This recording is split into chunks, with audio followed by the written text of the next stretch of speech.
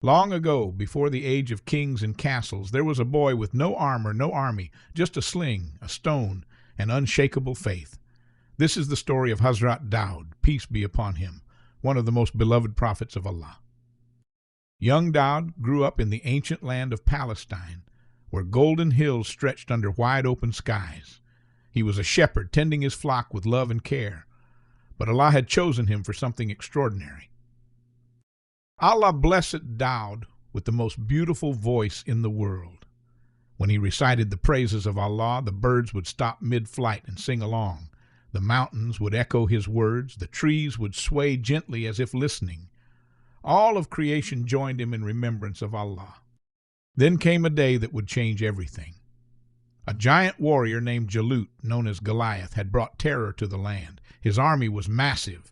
His armor was thick as iron walls. Every soldier trembled in fear. But young Daud stepped forward. He picked up a small stone, placed it in his sling, and with complete trust in Allah, he let it fly. And with that single stone, the mighty Jalut fell. Allah rewarded Daud's faith and courage. He became a great king and a noble prophet. He ruled with wisdom and justice.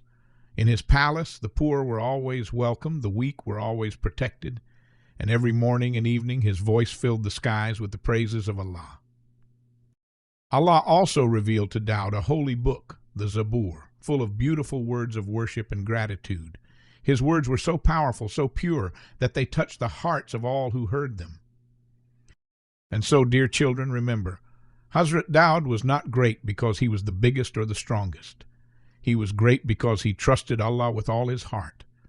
No matter how big your Goliath is, with faith, courage, and trust in Allah, you too can face anything. May Allah fill your heart with the faith of Daud.